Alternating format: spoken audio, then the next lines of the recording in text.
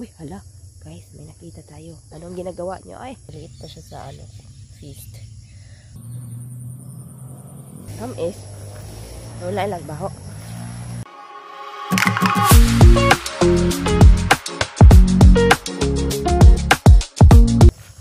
Hello, good morning. So, here I am again at the garden. So, kagabi nga pala, umulan ng napakalakas na naman. Yes, umulan ng napakalakas kagabi, and ito yung ginawa natin kahapon. Gumawa ako ng plot para dito, or like malipat ko dito yung mga sprouts natin ng pechay. Kasi wala na kaming ibang space na pagtatamnan. Kaya dito na lang. Ito yung bagong nalinis na mama. Pero may itinanim na sila ditong mga kamote. Pero since hindi pa naman sila masyadong like mayabong, kumbaga yung hindi pa masyadong makapal yung kanilang tawag dun, basta yung mga kataibla. So dun ko muna itatanim yung pechay. Anyway, hindi naman siguro yun matagal patubuin yung pechay bago ma-harvest. So try ko dun. And by the way guys, yung mais nga pala natin talaga namang malalaki na yung mga bunga nila, or like as you can see here. Malapit na tayo makakain ng sweet corn. Ito, diba malaki na siya. Ayan, yung iba nga pala medyo hinulang sa vitamins. Though 2 beses namin ito nilagyan ng fertilizer. Hindi talaga guaranteed na lahat ng mga mais talaga namang magiging healthy.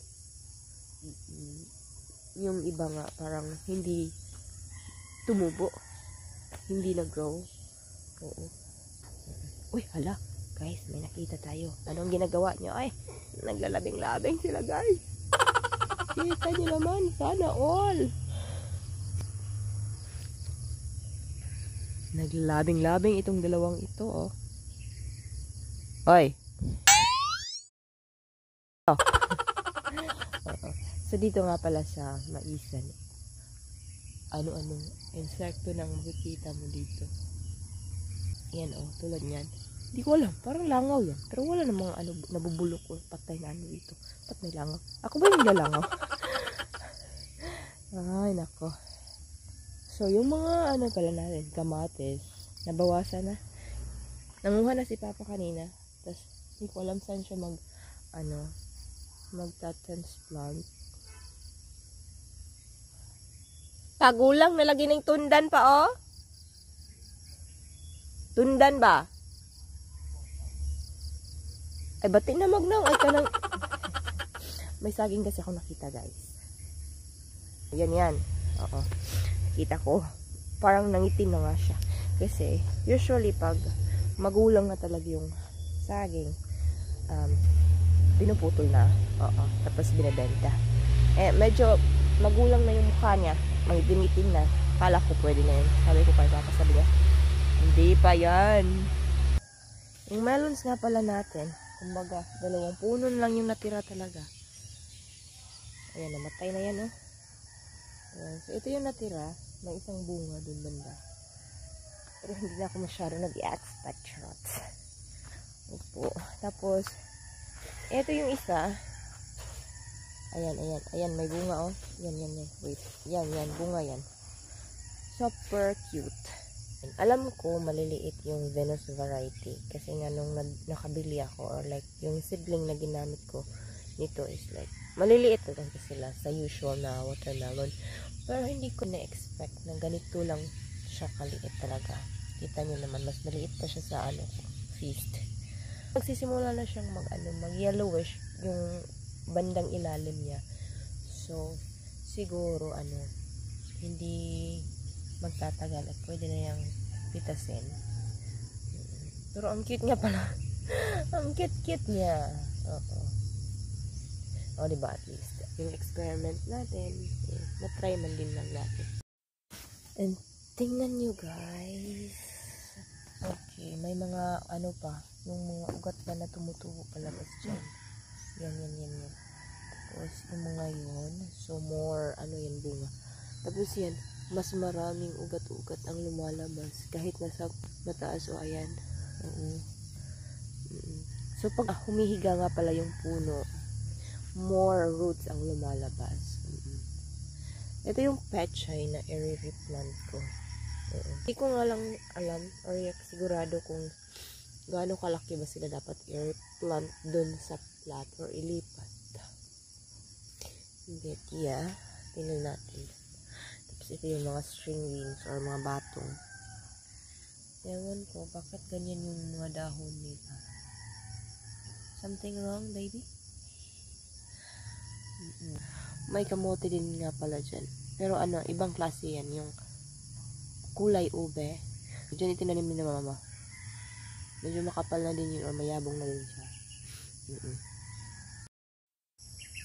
May nakita ako dito and this plant looks so familiar.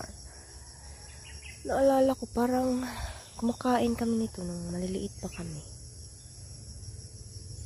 Somewhere in Cebu man siguro to sa una. Bata kami. Murag nagkaunjud mi ani sa una ay. Tamis ba ni siya? Matry nga natin to.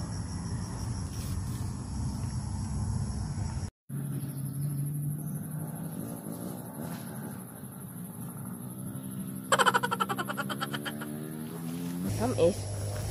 Wala lagbaho. Ito nga pala yung mga mani natin dito sa side na to. Kung naalala nyo, yung gumawa ako ng video last time, yung nagpipiko ba ako ng lupa. Ito yun. Malaki na sila. And it's just very unfortunate na marami sa kanila ang namatay. So, kita nyo yan. Yan. Parang actually, binunot ko na yan kasi nga, ayun, may bunlod na naman ako makain sa ilalim. Tapos, ang ginawa ko, since parang may pa naman siya, healthy na roots. Ibinalik ko siya, ibinaon ko siya uli sa lupa. I'm not sure if mabubuhay pa siya. Tapos, ayan, kita niyo yan, nanilaw siya. Hindi ako sigurado kung meron namang yan, insecto na kumakain sa ilalim ng lupa. Baka meron kasi nga, nanilaw siya. And yesterday, ayan, may isa naman akong binunot. Yan, yung plant na yan. Kasi, nanilaw din siya or kumbaga yung dahon niya nalanta. Oo. So, binunot ko siya tapos, ayun nga, nakita ko, putol na yung ugat niya. Like, yung main roots, sa ilalim yung pinaka deep talaga yung penetration na roots. Putol na siya. Kinain na ng ayun na naman, bunlod. And then, ang ginawa ko, since marami pa siyang mga roots na healthy naman, binalik ko siya ulit. Pero sinigurado ko na wala na yung bunlod. And mukhang okay naman siya. Hindi naman halata, diba?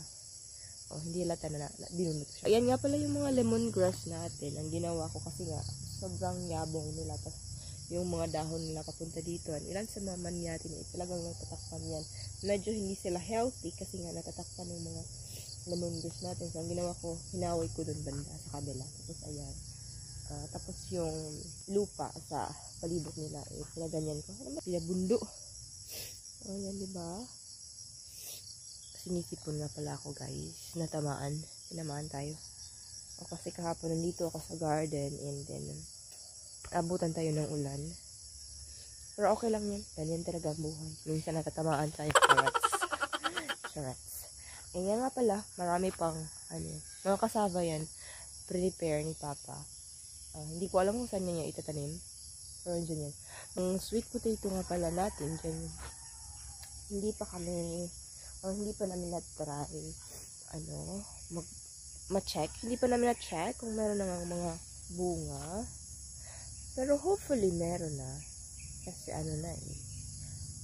more than 3 months. And I guess, we'll just wait for it to, let's say, mag 4 months or mag 5.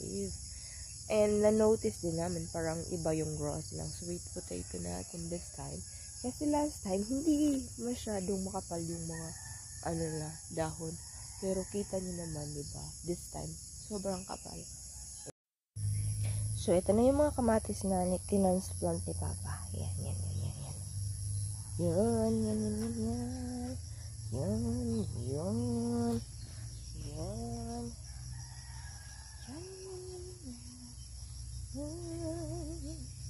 Guys, nakakatawa nga pala yung kapatid ko kasi bumili siya ng munggo. Sabi niya magtatanim daw siya ng munggo. Kita niyo naman anong pinagagawa nito. Ayan, ayan, oh. Okay pa. Tatlo yung nilagay niya sa isang buho. Tapos dito, naging 4 na. Dito, naging 5. Tapos, tingnan niyo naman ang agwat, guys. Halos isang dangkal lang. Yung pinagagawa nito kapatid ko, eh. Dahil kalahating dangkal ang layo. Ang agwat. Tapos ito, my God. Oo. I don't know anong iniisip niya nung tatanim siya nito. Very excited pa naman siya na magtanim. Oo, hindi na siya nagtanom. Anong dapat gawin? Siya na mismo pumunta dito. Ayan. Tapos yan ang ending. Oo. Sa isang butas. Ayan, 4. Tapos ito, 4 din. At then 4. Oh guys, ang lapit-lapit lang nila. Kapit bahay. Lagyan. Tapos, dito, 5 talaga guys. Eto pa, dami nito. Yan. Yan. Tapos yan. Nagagawa ito kapatid ko eh.